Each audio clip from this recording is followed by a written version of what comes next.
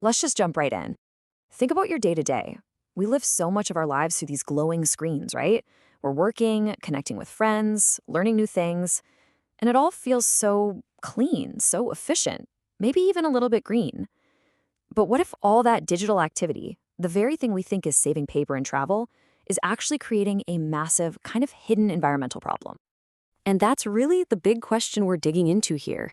Is all this tech the solution to our environmental woes, or is it actually a huge, overlooked part of the problem itself? It's a weird paradox, one that I think a lot of us feel, but we don't always have the words for it. And this really lays out that conflict perfectly. I mean, on the one hand, technology makes all these green promises. We can work from home, which cuts down on commuting. We go paperless, awesome. But then there's the other side of the sword, the hidden costs. We're talking about these gigantic, energy-sucking data centers and literal mountains of toxic e-waste from all our old gadgets. So to really get our heads around this, we need a totally different set of tools. And they don't come from engineering or tech. They come from sociology. We've got to look at the invisible, unconscious habits that are secretly running the show, dictating how we deal with both our tech and the planet. Okay, so the first tool in this kit is a concept called a field. The easiest way to think about it is like a game board. Society has a bunch of these different boards, like the political field, the art field, or the tech field. And on each one, we're all players, positioning ourselves based on the resources or what the sociologist Pierre Bourdieu called capital that we have. So, if the field is the game, how do we know the rules or how to play? Well, that's where our second tool comes in, the habitus. This is your personal playbook.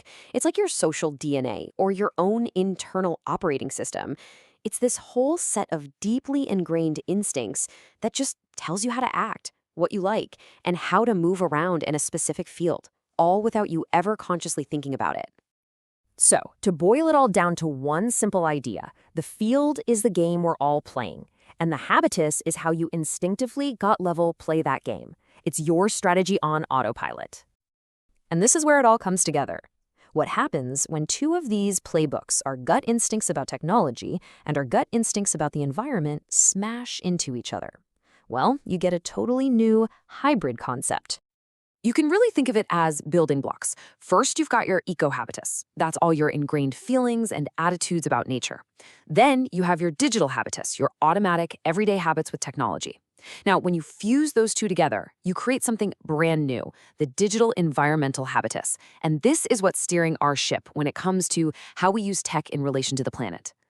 So, in a nutshell, it's that collection of automatic behaviors and gut feelings that just pop up right where our digital lives and our environmental values meet.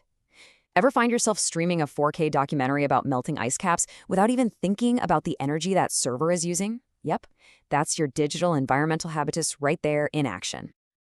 And as the researchers behind this idea put it, this concept covers both what we think about the environmental impact of our tech and what we actually do about it. It really zeroes in on that gap between what we know and what we do. All right, so this is a fascinating theory, but is it real? Where can we actually see it play out? Well, it turns out the entire world just went through a massive, completely unplanned experiment that put this very idea under a microscope. The COVID-19 pandemic, it wasn't just a health crisis. The source material for this calls it a sociocultural shock. And that's exactly what it was. A sudden, violent jolt that just completely shattered our daily routines, our habits, our whole way of life. I mean, just think about it for a second. Before 2020, we all had our set routines. And then, bam, the shock hits.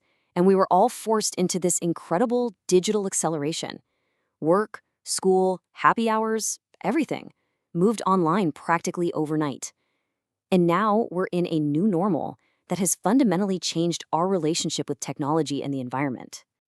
So this moment created what sociologists call a dialectical confrontation. It sounds complicated, but it's basically a massive clash. Our old pre-pandemic habits just slammed head-on into this new, hyper-digital reality we were all thrown into. And a collision that big, it creates this rare, powerful opening where real, fundamental change can actually happen. But was that change good or bad for the planet? Well, the results were messy. I mean, sure, vehicle emissions took a nosedive because nobody was driving. But our digital activity and its massive energy footprint went through the roof. and so did all that single-use healthcare waste. It was a total mixed bag. So where does that leave us now? This is really the most important part of the story, because a massive disruption like this, it's not just a crisis. It's a huge opportunity. It's one of those incredibly rare moments where we're forced to stop and actually think about the habits we've adopted. And what happens next is going to be shaped by all of these powerful forces. Yeah, our individual choices matter, for sure, but so do the bigger things, the structural forces like government policies and economic systems. A crisis forces our hand, but it also gives us this amazing gift, a chance to be reflexive, to step back from our automatic routines and ask, wait a minute, is this new way of doing things actually what we want? And answering that question puts us at a fork in the road with two very different futures. Down one path, there's conscious reshaping. That's where we actively use this moment of disruption to build better digital habits and push for smarter green policies. The other path, that's fragmented drift. That's where we just let things happen and we allow these new, potentially harmful habits to become permanent, simply because we didn't bother to set a clear direction.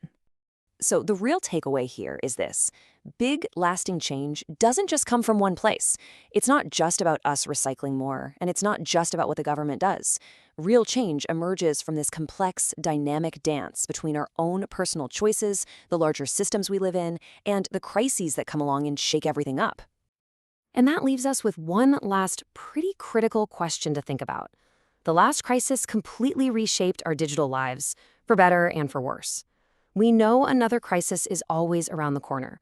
So the question is, next time, will we be ready to consciously shape the outcome, or will we just let it shape us?